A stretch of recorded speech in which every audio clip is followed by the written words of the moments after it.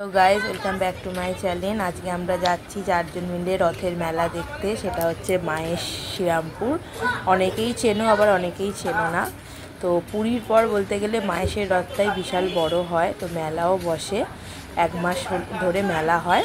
তো এবারে আমরা একটু তাড়াতাড়ি বলতে গেলে মেলায় যাচ্ছি। সবে কালকে গেছে সোজা রথ, আর আজকে মেলায় চলে এসেছি আমরা। প্রত্যেকবারে উল্টো রথ হয়ে যাওয়ার পর মেলায় যাই। এবার একটু তাড়াতাড়ি এসেছি, কেন এই সময় বর্ষাকাল, যখন তখন বৃষ্টি হয়। হ্যাঁ, মেলায় সেই বাচ্চাদের নিয়ে আসা খুব প্রবলেম হয়। ওই জন্য মাকে বললাম চলো, আজকে ওয়েদারটাও ভালো আছে, তো মেলাটা ঘুরে নিই। তো গিয়ে দেখো, শুধু আমরা নয়, অনেকেই এসছে মেলায়। প্রচুর ভিড় মেলায়, মানে মেলায় ঢোকা যাচ্ছে না। তো আমরা ভেবেছিলাম এতটা মনে হয় ভিড় আজকে হবে না, সবাই এতটাই ভালো। আবার একজন 3-4 বার করে মেলা ঘুরে। এটা হচ্ছে মেন রোড, পাশেই জগন্নাথের মন্দির আছে, সেটা তোমাদের দেখাতে পারলাম না।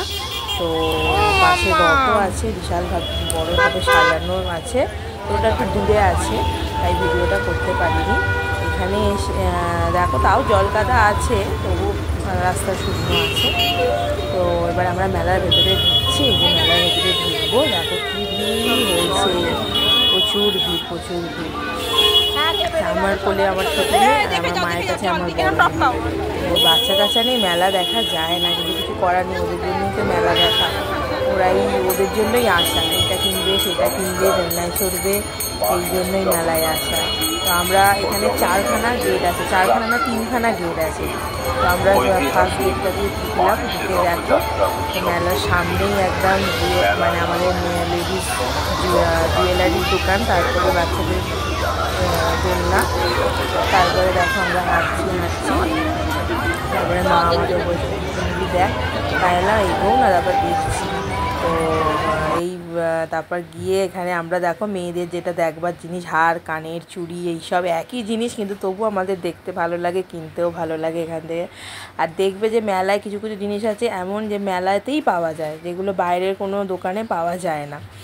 তো আমার মেয়েটা সব জিনিসে হাত দিচ্ছে, ওই জন্যে আমার মাকে বলছি, মা তুমি ভিডিওটা করে নাও, আমি ওকে দেখছি। তো মা একটু ভিডিওটা করছিল।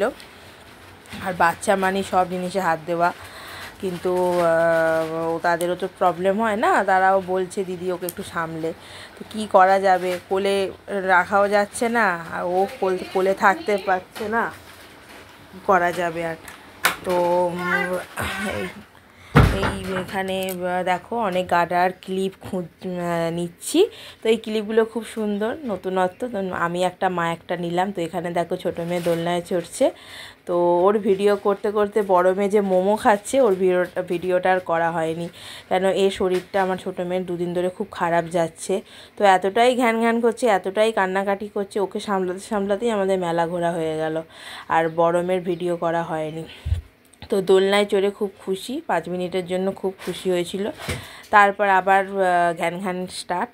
তো মা বললো যে আর ঘুরবি? তো আমরা অনেক কিছু টুকটাক কিনেছি, যেরকম আমি একটা হার কিনেছি, কানের দুল কিনেছি, একটা আংটি কিনেছি, আমার মা 2টো ক্লিপ কিনেছে, আমার মেয়েরা ওর দাদু কিনে দিয়েছে অনেক খেলনা, আমার মেয়ে হেয়ার ব্যান্ড কিনেছে, ছোটো মেয়ে পুতুল কিনেছে, যা যা বাচ্চাদের কেনা হয়। তারপর মোমো খাওয়ার ভিডিওটা তোমাদের দেখাতে পারিনি। এখানে আমরা সবাই মিলে আইসক্রিম খাচ্ছি দেখো।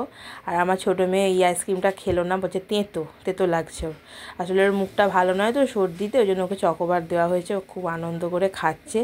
তার আগে ফুটি খেয়েছে, ফুটির ভিডিওটা তোলা হয়নি। আর আমার বড় মেয়ে হচ্ছে আইসক্রিমের পোকা, ওকে যা আইসক্রিমই দিয়ে দাও ও খেয়ে নেবে, মানে তেতো বুঝবে না। তো আজকের মতো এইটুকুনি বন্ধুরা।